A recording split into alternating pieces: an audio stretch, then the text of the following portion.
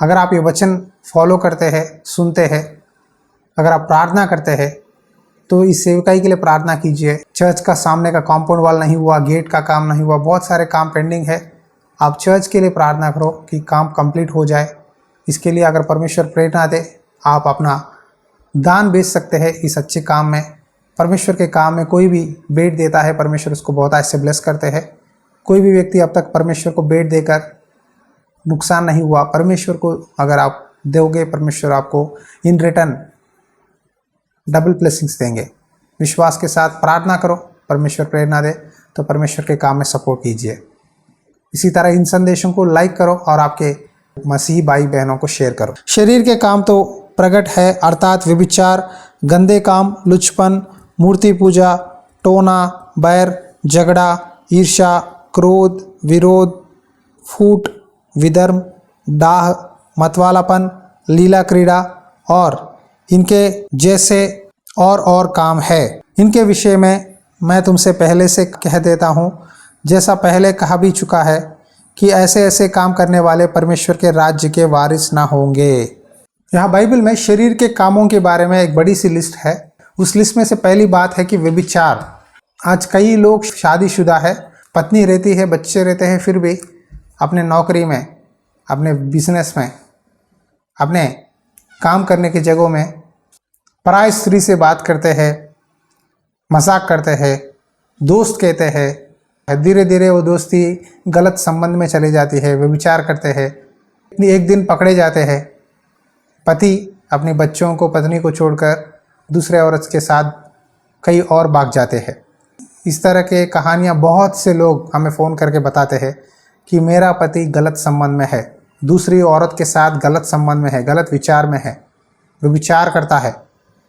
कुछ लोग तो ओपनली कहते हैं अपनी पत्नी से, मैं व्यभिचार करता हूँ दूसरे स्त्री से, अगर तुझे रहना है तो रह, नहीं तो चले जाना है तो चले जा, डाइवर्स दे दे। इस तरह ओपनली बोलने वाले भी है। लेकिन परमेश्वर कहते हैं ये सब शरीर की कामें हैं।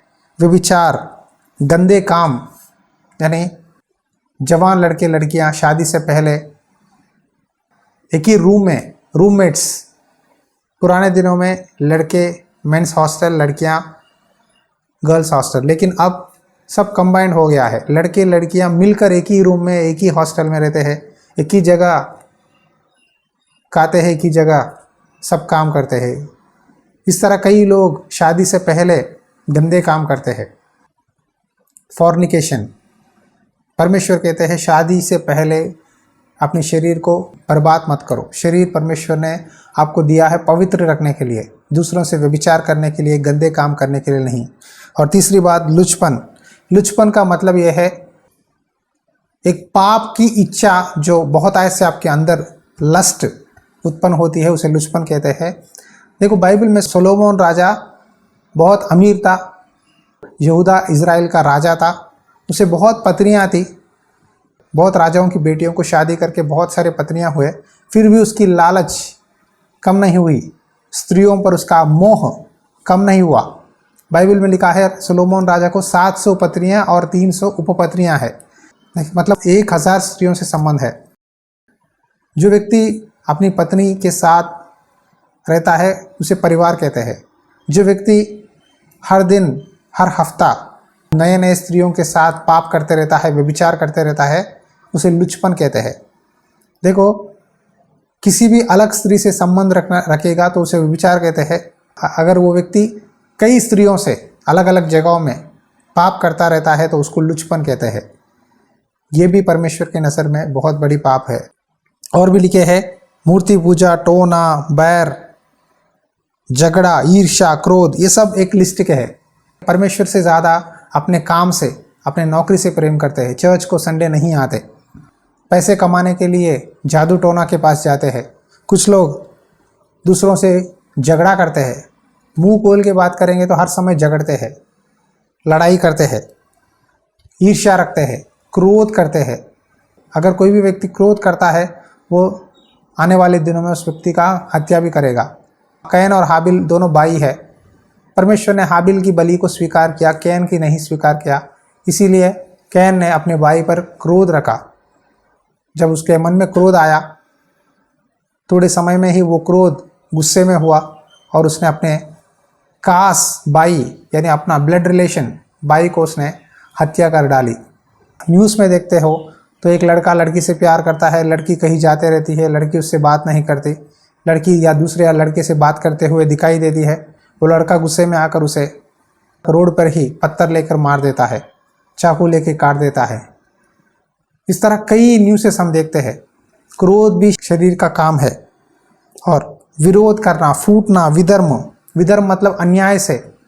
मान के चलो आप किसी के पास काम किए हैं, उसका पैसा आपको 200 या 300 लेना है, उसके जगह में आप 2000 3000 झूठ बोलकर धोखा देकर दूसरे व्यक्ति को आप विधर्म अन्याय के साथ पैसे लूटते हो, वो भी शरीर का पाप है। और दाह मतवालापन यानी शराब पीना, परमेश्वर की बात नहीं मानते हो। कई लोग मुझे बोलते हैं भाई मैं शराब से बाहर नहीं आ सकता, शराब के बंधन में पड़ा हूँ, 3 महीने ठीक रहता हूँ, बाद में फिर शराब पी लेता हूँ। कोई दोस्त आकर कहता है आओ चलो शराब पियेंगे, तो मैं उनके साथ चले जाता हूँ। प्रॉब्लम क्या है? क्या मेरे भक्ति में प्रॉब्लम है? क्या मेरी ऑफरिंग में प्रॉब्लम है? क्या मेरे विश्वास में प्रॉब्लम है? ये शरीर का काम है। परमेश्वर की आत्मा के बातों को सुनने के लिए आपका मन नहीं है। आप पहला स्थान शरीर के कामों को, पाप को, शैतान को देते हो। इसीलिए आप व्यभिचार से, मतवालापन से, क्रोध से, ईर्ष्या से बाहर नहीं आ सकते। और आगे लिखा है लीला क्रीड़ा, डाह करना, दूसरों को देखकर रोना।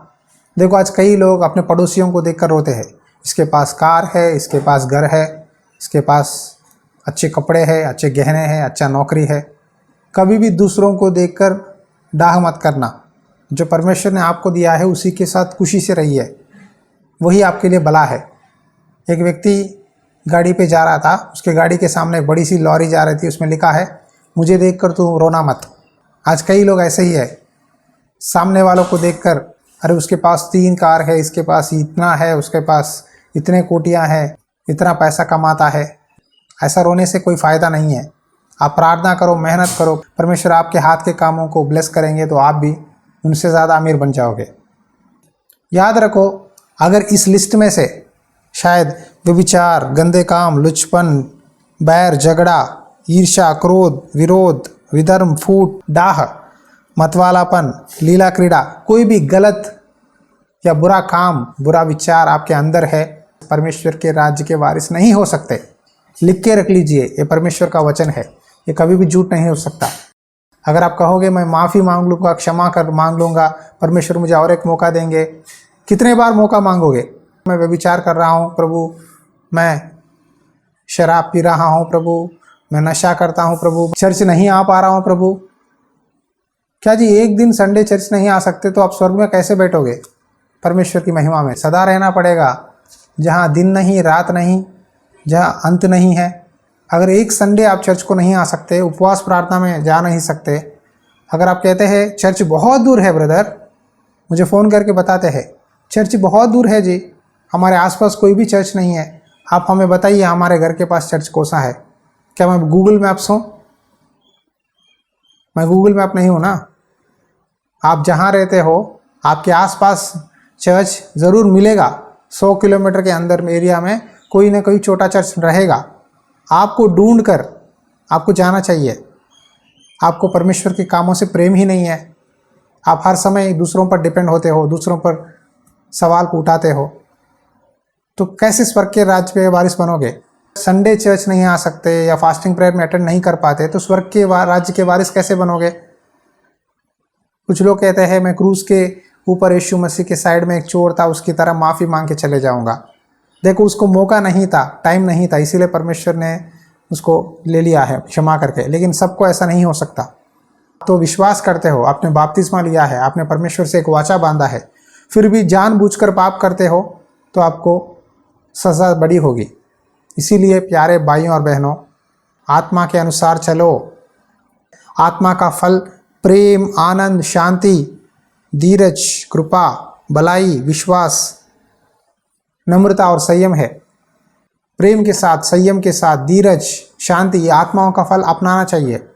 चर्च को जाने वाले हर एक विश्वासी में, पास्टर में आत्मा का फल होनी चाहिए।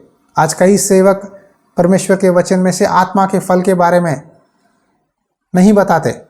हर समय तुम्हें चंगाई चाहिए, तुम बीमारियों से पड़े हो, तुमको पैसे चाहिए, तुमको साइंस एंड वंडर्स चाहिए, मिरेकल मनी चाहिए, तुमको बच्चे चाहिए, तुमको नौकरियां चाहिए, बिजनेस चाहिए। हर समय संसार की बातों को भी बोलकर उनको अट्रैक्ट करते हैं चर्च की ओर।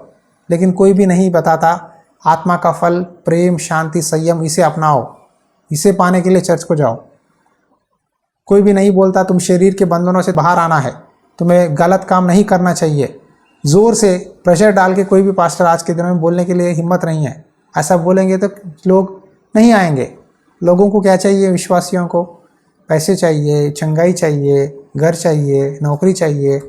जो उनको चाहिए अगर हम उनको बता देंगे, वही बातें बोलेंगे तो लोग आते रहेंगे।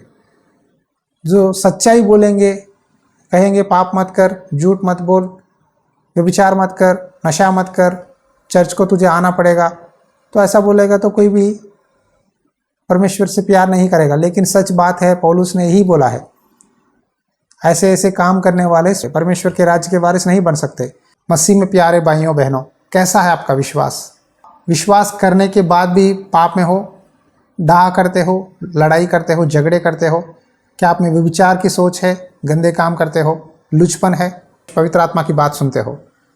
सुबह उठते ही हर दिन प्रार्थना करो, सुबह 1 घंटा वचन पढ़ो, शाम सोने से पहले 1 घंटा प्रार्थना करो, वचन पढ़ो। तब परमेश्वर के साथ आपका संबंध मजबूत होता रहेगा। परमेश्वर आपको अगुवाई देते रहेंगे, क्या करना है, कैसे रहना है। प्रभु यीशु मसीह ने हमें पवित्र आत्मा को देकर यहाँ से गए हैं। पवित्र आत्मा कैसे प्रार्थना करे सिखाते हैं, क्या काम करे बोलते हैं, हर विषय में हमारी गाइडेंस देते हैं। वो हमारा हेल्पर है, एडवोकेट है। जितने लोग भी आपके लिए प्रार्थना करें, आप स्वर्ग के राज्य में नहीं जा सकते जब तक आप शरीर के कामों को छोड़कर आत्मा के अनुसार चलते हो, तभी स्वर्ग के राज्य में प्रवेश कर सकते हो। यदि हम आत्मा में मरकर शरीर के कामों को करते रहेंगे तो पाप में है, मरे हुए हैं। एक पास्टर जी ने कहा, मरे हुए लोग चर्च में आके बैठे हैं। विश्वासियों ने कहा, मरे हुए लोग कैसे हैं, हम तो जिंदा है। पास्टर जी ने कहा, आप पापों में मरे हुए हो। आप में से कई लोग परमेश्वर का बेट चोरी करते हो, व्यभिचार करते हो, घूस लेते हो, गाली देते हो, संडे चर्च नहीं आते, फ्राइडे उपवास प्रार्थना नहीं आते, परमेश्वर को धोखा देते हो। तुम शरीर के कामों में पड़े हुए हो, आत्मा में मर गए हो तुम। आपका आत्मिक स्थिति कैसा है? प्यारे भाइयों और बहनों, चेक कर लो। परमेश्वर इस वचन के द्वारा कोई भी गलत काम आपके जीवन में याद कर रहे हैं तो अभी इसी वक्त क्षमा मांगो। मेरे साथ इस प्रार्थना में जुड़ जाओ। मैं आपके लिए प्रार्थना करता हूँ। आप अपनी गलतियों को स्वीकार करो। जो अपने गलतियों को स्वीकार करता है वो उद्धार पाएगा। जो अपनी गलतियों को छुपाकर ऊपर दिखावा के लिए मसीही की तरह एक्टिंग करता है वो हिपोक्रेट है। वो कभी भी परमेश्वर के राज्य में जा नहीं सकता। अगर आप में पाप है, स्वीकार करो तो उद्धार पाओगे।